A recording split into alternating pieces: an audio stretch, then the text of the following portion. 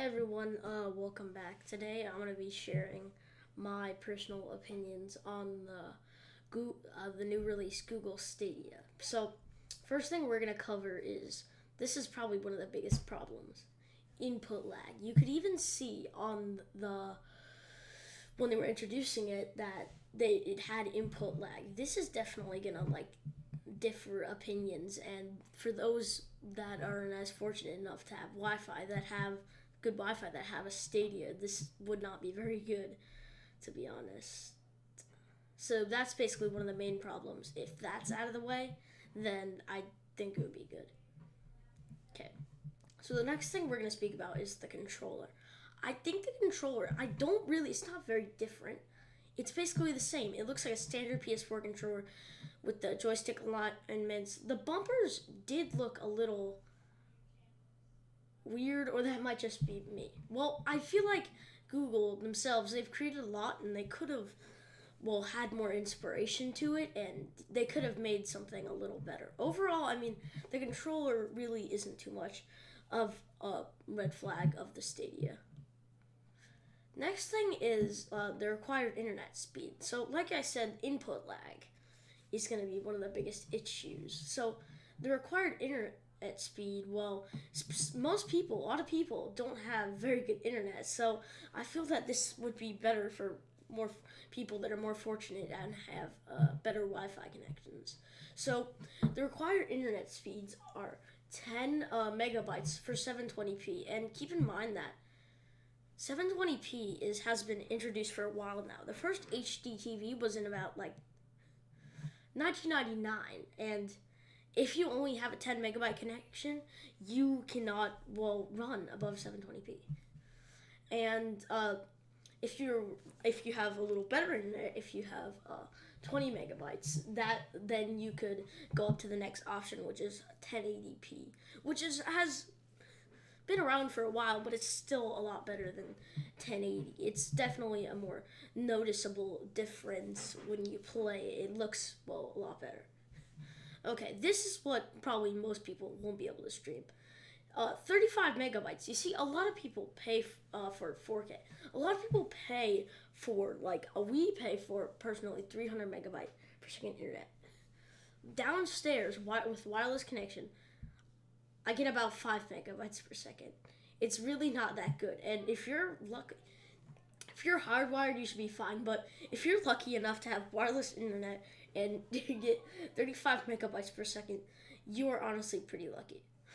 So the next thing up is comparison. So there's many other streaming services, you can compare it to PlayStation Now and all that stuff. It's basically we're approaching a new era where we had the era of streaming movies, and now we're on streaming games.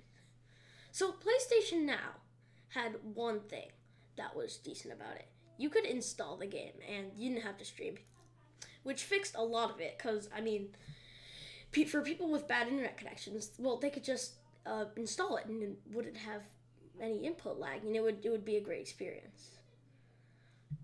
Well, Stadia, since there's no hardware in it, streaming will be the only option for it.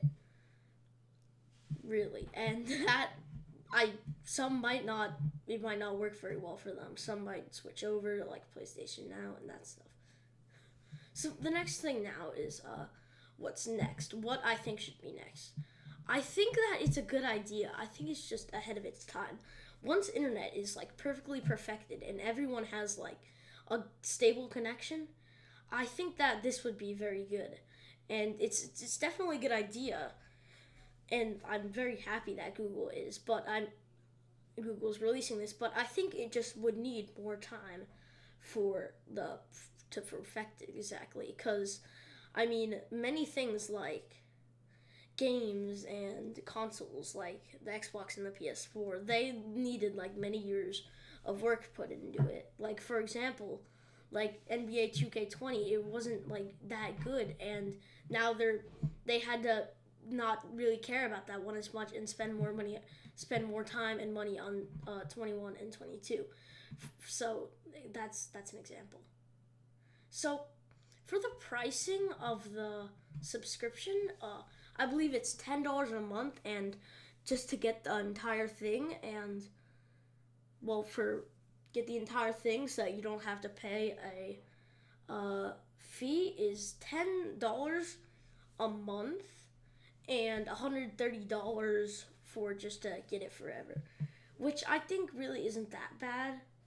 Yeah, it's pretty good if you just pay the monthly fee. I wouldn't really pay the total price. Okay, so the opinions of others. Many people don't like this, and I think the only reason it could possibly fail is because of input lag. Unless they don't perfect input lag in a certain amount of time, this is gonna flop and Stadia is gonna go nowhere. Personally, not many people like it, but I'd say I'm giving it another chance. Not many people like this. It's kind of deemed as a disappointment, as it has been deemed as a disappointment since the beginning. So the final thing is to come is one of my last bullet points is it ahead of its time, which I've already covered basically. Yes, I think they definitely need more time to perfect this, or else it's flopping. I'd say that maybe if this stays out, if this is somehow manageable to like just keep it to barely survive, they'll have a chance when they finally perfect the input lag and all the issues with streaming. So, in conclusion, I think Stadia is, well, pretty good.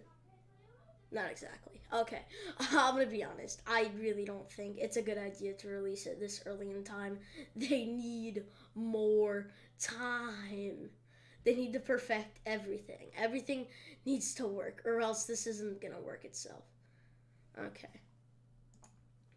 Hope you guys enjoyed. Don't forget to like and subscribe. Peace out.